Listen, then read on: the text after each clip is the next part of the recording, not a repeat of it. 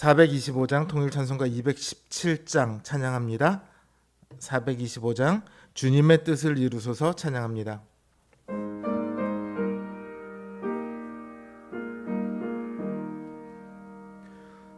주님의 뜻을 이루소서. 고요한 중에 기다리니 진흙과 같은 날 빚으사 주님의 형상 만드소서. 주님의 뜻을 이루소서. 주님 발 앞에 엎드리니 나의 맘속을 살피시사 눈보다 희게 하옵소서. 주님의 뜻을 이루소서. 병들어 몸이 피곤할 새 권능의 손을 내게 펴사 강건케 하여 주옵소서. 주님의 뜻을 이루소서. 온전히 나를 주장하사 주님과 함께 동행함을 만민이 알게 하옵소서. 아멘.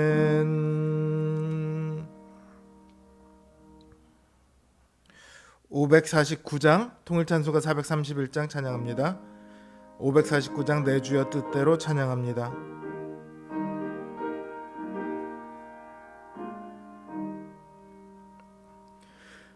내 주여 뜻대로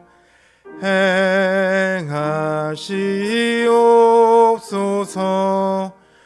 온 몸과 영혼을 다 주께 드리니 이 세상 고락간 주 인도하시고 날 주관하셔서 뜻대로 하소서. 내 주여 뜻대로 행하시옵소서. 큰 근심 중에도 낙심케 마소서. 주님도 때로는 울기도 하셨네. 날 주관하셔서 뜻대로 하소서. 내 주여 뜻대로 행하시옵소서. 내 모든 일들을 다 주께 맡기고 저 천성 향하여 고요히 가리니 살든지 죽든지 뜻대로 하소서.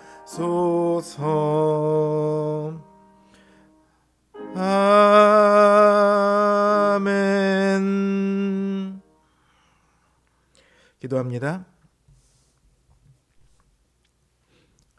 우리의 구주이시여 우리의 왕이신 주님, 주님의 그 은혜의 다스림이 오늘도 우리를 지켜주셨음에 감사를 드립니다. 우리가 알지 못할 때에도, 우리가 주님을 생각지 아니할 때에도, 또 우리가 죄를 범하고 있을 때에도 주님께서 늘 우리를 바라보시고 우리를 위해 간구하시고 우리를 위해 일하셨음을 주님 우리가 믿음으로 압니다. 그저 그 주님의 은혜 앞에 우리의 연약함과 죄악됨을 고백하며 이 시간 고개를 숙입니다. 주님 우리의 이 연약함을, 이 죄악됨을 긍휼히 여겨 주시옵소서. 우리를 온전케 하시는 주님의 말씀의 능력으로, 성령의 인도하심으로 우리의 삶이 더욱더 믿음 안에서 자라가게 되기를 원합니다. 더욱 거룩한 삶으로 변화되기를 원합니다. 주님 우리를 붙들어 주시옵소서. 우리가 이 땅을 살아가는 동안 우리에게 여러 가지 어려움들이 있고 또한 여러 가지 문제들이 있습니다. 주님 이 시간 우리의 왕이신 주님 앞에 우리의 마음과 우리의 형편을 내려놓고 주님의 도우심을 간구합니다. 주님 우리의 간구에 응답하여 주시옵시고 우리 기도가 선한 뜻대로 응답될 수 있기를 바라고 또 바라오니 주님 함께하여 주시옵소서. 예수님의 이름으로 기도드립니다. 아멘. 하나님 주신 말씀 역대상 21장 7절에서 14절 말씀입니다. 역대상 21장 7절에서 14절 말씀입니다.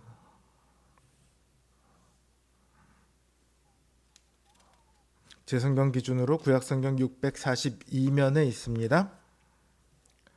역대상 21장 7절에서 14절 말씀 제가 받들어 읽겠습니다. 하나님이 이 일을 악하게 여기사 이스라엘을 치심해 다윗이 하나님께 아뢰되 내가 이 일을 행함으로 큰 죄를 범하였나이다. 이제 간구하옵나니 종의 죄를 용서하여 주옵소서. 내가 심히 미련하게 행하였나이다 하니라. 여호와께서 다윗의 선견자 갓에게 말씀하여 이르시되 가서 다윗에게 말하여 이르기를 여호와의 말씀이 내가 내게 세 가지를 내어 놓으리니 그 중에서 하나를 내가 택하라. 내가 그것을 내게 행하리라 하셨다 하라 하신지라. 갓이 다윗에게 나아가 그에게 말하되 여호와의 말씀이 너는 마음대로 택하라. 혹 3년 기근이든지 혹 내가 석 달을 적군에게 패하여 적군의 칼에 쫓길 일이든지 혹 여호와의 칼 곧 전염병이 사흘 동안 이 땅에 유행하며 여호와의 천사가 이스라엘 온 지경을 멸할 일이든지라고 하셨나니 내가 무슨 말로 나를 보내신 이에게 대답할지를 결정하소서 하니 다윗이 갓에게 이르되 내가 곤경에 빠졌도다. 여호와께서는 긍휼이 심히 크시니 내가 그의 손에 빠지고 사람의 손에 빠지지 아니하기를 원하나이다 하는지라. 이에 여호와께서 이스라엘 백성에게 전염병을 내리심에 이스라엘 백성 중에서 죽은 자가 7만 명이었더라. 아멘.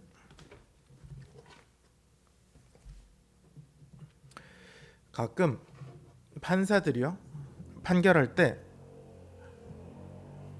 피고가 반성하고 있으므로 이를 참작해서 판결합니다. 이렇게 말할 때가 있어요. 근데 이걸 두고 참 말이 많아요. 왜냐하면 피고가 피해자에게도 용서를 구하고 판사에게 반성하는 경우도 있지만 그렇지 않은 경우도 있거든요. 피해자에게는 용서는커녕 연락 한 번 하지 않고 판사에게 반성문만 써내는 거예요. 피해자한테는 합의할 생각도 하지 않으면서 합의금보다 더 비싼 변호사비를 주고 비싼 변호사를 써요.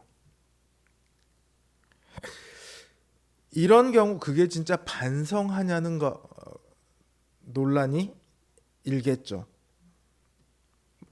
그걸 두고 반성했다고 판결을 가볍게 할 수 있냐? 이런 말들이 나올 수밖에 없습니다. 이와 비슷하게 많은 신자들이요, 많은 사람들이 신자들에게 갖는 불만이 있어요. 그게 뭐냐면 죄를 지어놓고 나는 하나님 앞에 회개했어, 이제 다 됐어, 이렇게 말한다는 거죠. 아니, 죄는 나한테 지어놓고 하나님한테 용서만 빌면 다야? 이런 생각이 들겠죠. 근데 사실 이건 오해가 있습니다. 예를 들어 어떤 사람이 사기를 쳤다고 가정을 해볼게요. 10억 원을 사기를 쳤어요. 그런데 그 돈은 돌려주지 않고 하나님 앞에 와서 하나님, 제가 잘못했습니다, 제 죄를 용서해 주십시오, 이러면 하나님께서 그거를 회개한 것으로 받아주실까요? 오히려 하나님을 농락하는 것으로 하나님께서 받아들이시지 않을까요? 예수님께서는요, 제단의 예물을 바치기 전에 너에게 원망을 품고 있는 형제가 생각나거든 가서 먼저 그 형제와 화해하고 돌아와서 예물을 바치라, 이렇게 말씀을 하십니다. 그러면서 혹시 그 사람이 고발해서 너를 재판관에게 내어주면, 재판관이 오게 가두면 내가 한 푼이라도 남김이 없이 다 갚기 전에는 결코 거기서 나오지 못하리라, 이렇게 말씀하시거든요. 여러분, 회개는요, 내 죄는 그대로 두고 죄의 용서만 받는 게 아니에요. 진정한 회개는요, 죄를 미워하고 그 죄로부터 돌아서는 거예요. 그러니까 그 죄에 대한 결과를 책임져야 할 것이 있다면 책임지는 것이 당연한 일이겠죠. 오늘 다윗의 회개를 한번 보세요. 다윗이 인구조사를 마치고 나서 하나님 앞에 자신의 죄를 고합니다. 여호와께 내가 이 일을 행함으로 큰 죄를 범하였으니 종의 죄를 사하여 주옵소서 간구합니다. 그런데 하나님께서 다윗의 죄를 그냥 없이 하지 않으세요. 선지자 갓을 통해서 세 가지 선택지를 주시면서 네가 선택해라, 이렇게 하십니다. 첫 번째는 7년간의 기근이에요. 온 이스라엘이 다 고통받는 것이죠. 두 번째는 왕의 대적에게 쫓겨 석 달 동안 도망 다니는 것입니다. 세 번째는 왕의 땅, 그러니까 이스라엘 땅에 3일 동안 전염병이 도는 거예요. 다윗이 대답합니다. 어느 것 하나 고르는 것이 쉽지가 않네요. 여호와께서는 긍휼이 크시니 내가 사람의 손에 빠지지 않고 하나님의 손에 빠지기를 원합니다, 이렇게 답을 해요. 이걸 두고 다윗이 세 번째를 선택한 것이다, 사람의 손에 빠지지 않고 하나님의 손에 빠지기를 원했다라고 해서 세 번째를 선택한 것이다, 그러면서 아주 비겁한 행위다, 두 번째 거는 자기만 고통받으면 되는데 세 번째 거는 온 이스라엘이 다 죽어나가는 거 아니냐, 이렇게 말하는 학자도 있어요. 근데 다윗은요, 세 번째 거를 선택하지 않았습니다. 다윗은 어떤 선택을 한 것이 아니라 하나님께 선택을 맡겼어요. 하나님께서 원하시는 대로 하시옵소서. 그러나 하나님, 그 진노 중에라도 긍휼을 잊지 마옵소서. 이게 다윗의 대답이었던 거죠. 하나님께서는 세 번째 전염병을 선택하세요. 왜냐하면 출애굽기 30장 12절을 보면요, 인구조사를 할 때는 자기의 생명의 속전을 여호와께 드려야 하는데 그렇지 않으면 질병이 있을 거다, 이렇게 말씀하고 있거든요. 그러니까 하나님께서는 인구조사를 하면서 속전을 드리지 않은 것에 대한 정해진 벌을 내리시는 거예요. 그리고 그 결과로 이스라엘 땅에서 7만 명이 죽게 됩니다. 그러나 이 7만 명이 거기에 대한 합당한 벌이냐면 그렇지 않아요. 왜냐하면 원래대로라면 훨씬 더 많은 사람이 죽게 되어 있습니다. 하나님께서 제시하신 것은 3일간의 전염병이거든요. 근데 사무엘하 24장과 오늘 본문을 이렇게 가만히 보면 하나님께서 전염병이 시작된 날, 그날 저녁에 재앙을 멈추도록 하셨어요. 다윗이 말한 대로 하나님께서 그 크신 긍휼을 베푸신 거죠. 하나님께서는 우리의 죄에 대해 긍휼을 베푸셔서 우리의 죄의 형벌을 예수님께서 대신 치르도록 하셨습니다. 그 은혜를 입어 우리가 구원을 얻고 영원한 생명의 소망을 얻게 되었습니다. 그러니까 우리가 죄를 지었을 때 하나님께 용서를 구하는 것은 당연합니다. 우리 예수 그리스도의 속죄의 그 능력을 우리가 힘입는 것은 당연합니다. 그러나 그것과 별개로 우리가 죄를 지었을 때 그 죄로 인한 책임을 우리가 져야 하는 것도 마땅한 일입니다. 이 땅에서 우리가 누군가의 피해를 입혔다면, 누군가의 상처를 줬다면 그것을 우리가 갚는 것이 맞습니다.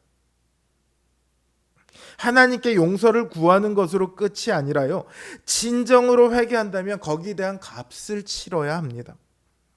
벌을 받아야 하면 벌을 받고 돈을 갚아야 하면 배상해야 합니다. 회개는 그저 제 죄를 없애주세요가 아니라고요. 자신의 죄를 인정하고 그 죄에 대해 깊이 뉘우치는 일이 필요합니다. 그 뉘우치는 일에는 그 죄로 인해 얻은 것이 있다면 돌려주고 그 죄로 피해본 사람이 있다면 갚아주는 일이 당연히 뒤따라와야죠. 회개는요, 이러한 깊은 뉘우침을 따라 하나님의 긍휼을 구하는 겁니다. 이 뉘우침이 없이 하나님의 긍휼을 구한다는 건 하나님을 기만하는 거예요. 우리 성도들이 어느 때부턴가 이거를 잊고 살아가는 것 같아요. 시대가 물론 자신의 죄를 숨기고 벌받지 않으려는 시대로 점점 가고는 있습니다. 그러나 그렇다고 해서 우리까지 그럴 수는 없지 않습니까? 우리의 삶 가운데 죄가 없을 수는 없겠지만 우리가 진정한 회개를 통해 사람들에게 그 죄에 대해 용서를 구하고 죄에 대해 책임을 지려 할 때 그 모습을 보며 오히려 사람들이 저들은 비록 죄를 짓기는 했지만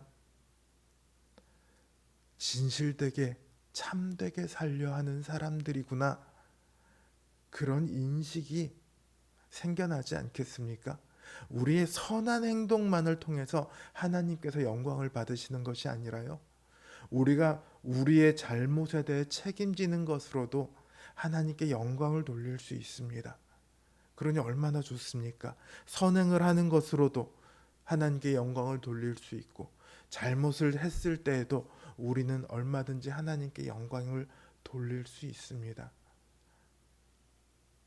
시대가 어떻다 하더라도 우리의 잘못에 대한 책임에 비겁하게 회피하는 일은 없어야 되겠습니다. 그래서 우리 삶을 통해 하나님의 영광이 나타날 수 있기를 주님의 이름으로 기원합니다. 주신 말씀 생각하며 각자의 기도 제목을 놓고 이 시간 함께 기도하겠습니다.